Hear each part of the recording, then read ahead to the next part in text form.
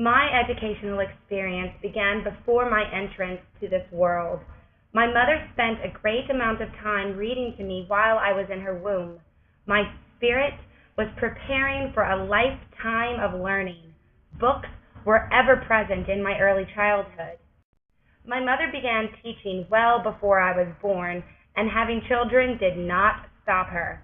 Until my siblings and I were ready to attend school, my mother ran a daycare out of our home. I was reared in an atmosphere of classroom procedures. My father was the principal at St. Michael's in Crowley, Louisiana, which meant nothing special to me except that he got to stand in my class pictures and I could give him hugs at recess. I pretty much thought my dad was a celebrity. My mother taught first grade at Cathedral Carmel in Lafayette, where I attended grades K through 8. I would help her set up her room each summer, and during the year we always got to school very early and stayed very late. I got really good at bulletin board design. By the time I was entering high school, my father was a professor at what was then USL, and he would teach summer classes in Canada. I was fortunate enough to join him for what he called educational adventures. Part of the adventure was observing his lectures. During these educational adventures, I was able to spend time at theater camps, which were held on university campuses. I became familiar and comfortable in a university setting. My first 2 years of high school were fun and carefree. I joined the drama club and made many new friends. I felt like I had a world of possibilities ahead of me. I planned to attend UT Austin after graduation, and I took all honors and AP courses to ensure success in what was certain to be a bright future.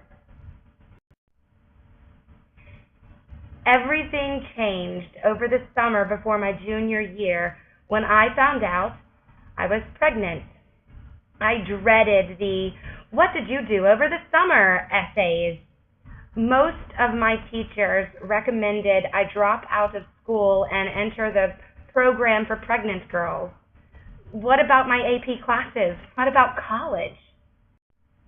Fortunately, I had a handful of teachers who were determined to help me. They banded together to advise me of my options to stay in school. It meant going to school big and pregnant, losing friends, and growing up very quickly. These teachers quite literally saved my life. With the guidance and support of my teachers, combined with my strong will and determination, I graduated high school with honors and a 14-month-old son. My high school experience taught me that if I want to change the world, I must then become a teacher. However, I decided to major in architecture at the University of Louisiana at Lafayette. It was fun and I did well, but at the start of the second semester, everything changed when I found out there was a dance and theater program. I dropped all of my architecture classes that day and decided I would rather pursue my passion than major in something practical. By this time in my life, I had a second child, and I wasn't ready to consider public education. My inner teacher was waking up, and I decided to try homeschooling. It was a great experience, and I began to see myself as an educator. After graduating with my BFA, I knew I wanted to teach theater.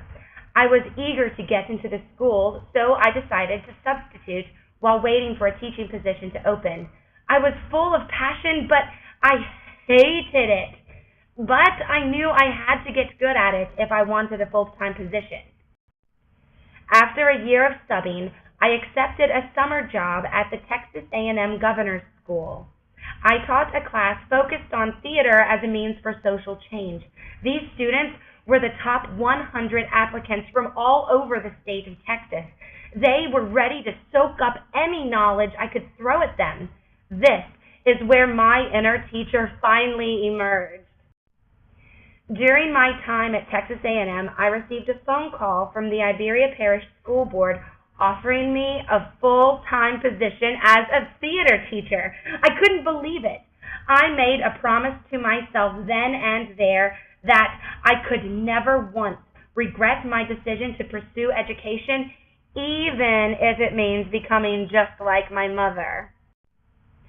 I learned many valuable lessons in Iberia Parish, the most important of which is to treat everyone with kindness.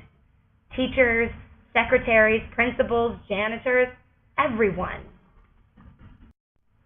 Finally, a position opened in Lafayette Parish. The decision to change parishes was difficult because I fell in love with New Iberia, but the opportunity to walk the halls of Lafayette High again has been very healing. I am inspired by the teachers who really cared for me to do the same for every student I have the pleasure of servicing. Both of my parents pursued higher education degrees after I was born. Since completing my BFA, they both encouraged me to get a master's degree. For my mother's doctoral graduation gift, I could think of nothing better than announcing my decision to enter the master's program. Statistics show children born to teen moms are less likely to pursue an education. I want to forget about the statistics and be a positive example for my children on what it looks like to defy the odds.